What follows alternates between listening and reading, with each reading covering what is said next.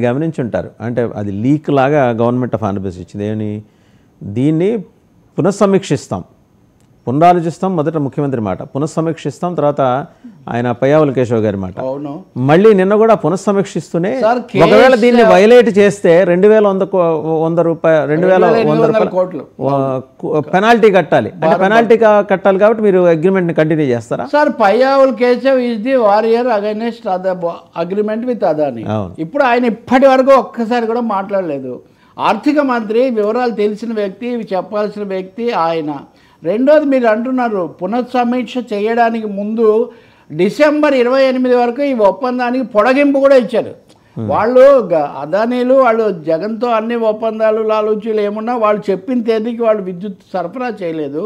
చెయ్యనందుకు మార్చి వరకు ఎక్స్టెన్షన్ ఇచ్చారు. మార్చిని మళ్ళీ నవంబర్కి ఎక్స్టెన్షన్ ఇచ్చారు, అయినా ఇవ్వలేదు. చంద్రబాబు నాయుడు ప్రభుత్వం డిసెంబర్ 28, 25 ఆ తేదీ వరకు ఎక్స్టెన్షన్ ఇచ్చారు.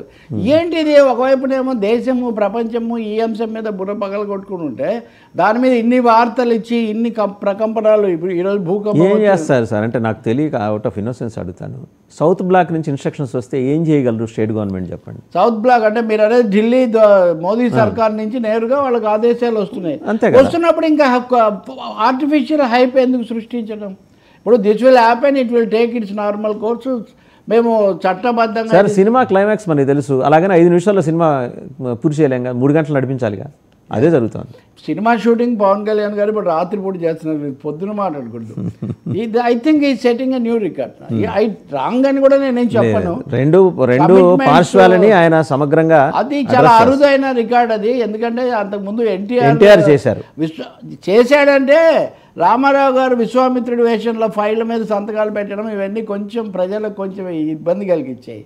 నేను నిన్న లత, యాక్ట్రెస్ లత, తెలుగు అమ్మాయి కదా, ఇప్పుడు పెద్ద అయిపోయిందండి, అమ్మాయి కాదు కానీ, ఆమె ఇచ్చిన ఇంటర్వ్యూ చూస్తున్నా. ఎంజీఆర్ ముఖ్యమంత్రిగా చేయబోతున్నప్పుడు మిగిలిన 2 సినిమాలు చాలా తొందరగా పూర్తి చేశారు, వాటిలో నేనే నటించాను అని చెప్తున్నారు.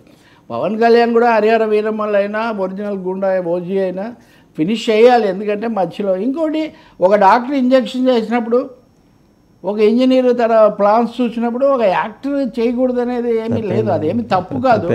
బ్యాలెన్స్ ఎలా చేసుకోవాలి, రాజ్యాంగంలో నిషేధం లేదు. ఎనీవే మీరు సినిమా అన్నారు కాబట్టి మనం వాటి వెళ్ళిపోయాము.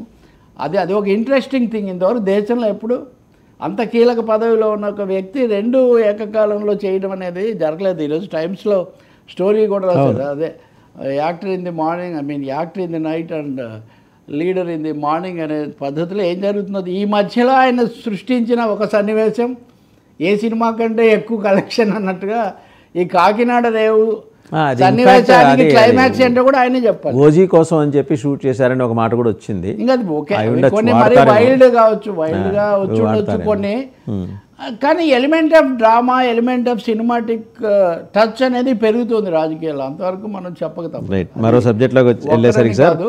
బట్ ఇప్పటికైనా పయ్యావుల కేశవ్ గారు లేదు పార్థసారథి గారు మంత్రిగా ఈ అంశం ఏ దశలో ఉంది, బియ్యం గురించి, కార్మికుల గురించి, యాంకరేజ్ పోర్టు గురించి, ఇప్పటి వరకు వసూలు కాని డబ్బుల గురించి, కేవీరావు హయాంలో అయినా అరబిందో హయాంలో అయినా ఇవి బయటికి రావాలి. It is not just transfer of property, forced transfer of property కాకూడదు.